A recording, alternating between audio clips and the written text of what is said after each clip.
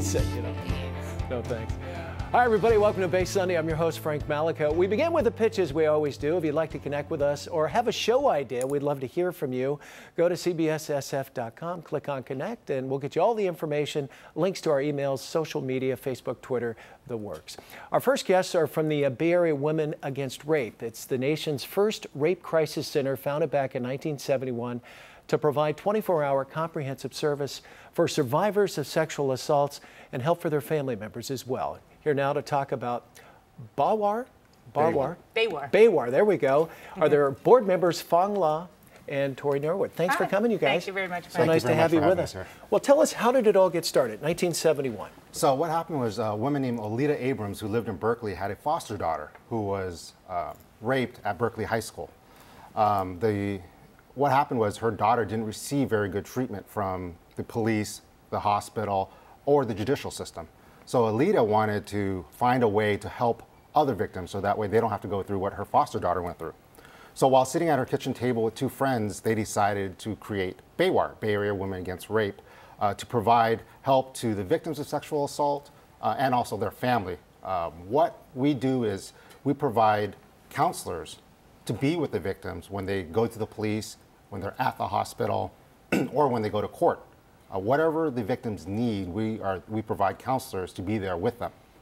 And I would imagine when these people come in, a lot of emotion, right? Very much, yeah. Very difficult, sometimes probably hard to communicate, too. Sure, sometimes it is, but we sit there and we take our time to talk with them, to let them try to get their feelings out and ask them questions to try to find out what those feelings really are. Often this assault could have taken place 20 years earlier. It could have taken place just in the last week. And a 24-hour hotline, so if people need help, they can get in touch pretty quickly. Absolutely, take it, right? And we can also take calls from significant others. Family members and loved ones often have trouble accepting what happened. And do you see that happening where a family member might call you first saying, absolutely, my daughter or my sister or whatever is having issues, what do I need to do to convince her that she needs help? Absolutely, and that happens quite often, and we're happy to help them out as well.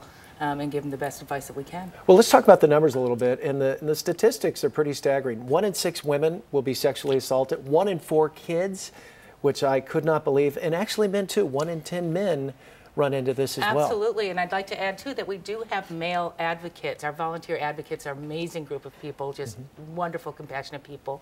But I think sometimes men, as being sexual assault victims, are overlooked. And often they do want to talk to another man. Sometimes, again, their abuse may have happened in childhood, and they can call 20 years later whenever these issues come up, and if they'd like to speak to a man, they're available as well. And how many calls do you guys get? And do people call, or do they actually must come down too? Right? It's both. We get, because we're a 24-hour, 7-day-a-week hotline, we get a huge amount of calls, and it varies from week to week. We also have counselors that are available to work with the victims at our facilities, both in Oakland and Fremont. Now, I know you've got a counseling and an educational component as well. Do you target a particular age group for that, or does it matter? The education, we usually start at middle schools, and we'll go out to talk to middle schools up to colleges.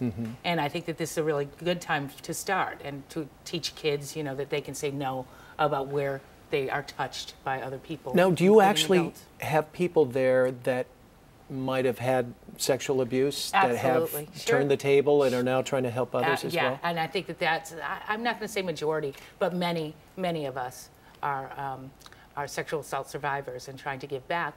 Many are also got a lot of help from BAWAR and want to give back to BAWAR as well, and then they could help others in the same. Now, is it free if I need help? Yeah, yes, it is free. The hotline is completely free, and also the care that we give afterwards as well is free. There is a sliding scale where we ask if you can help, that we ask that they do help if they can. Okay, and is there hope? Is it getting better, or is this just an ongoing problem, sadly? There is hope. You know, I mean, I think our educational lectures do help and bring awareness. I think that that's helpful.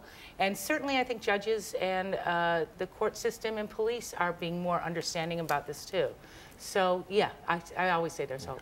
We wouldn't be able to do what we do without the support of law enforcement, the medical community, and the judicial system. Sure. We're at a point where people understand that victims do need help. and they should be treated with respect and dignity after having gone through the ordeal that they have gone through.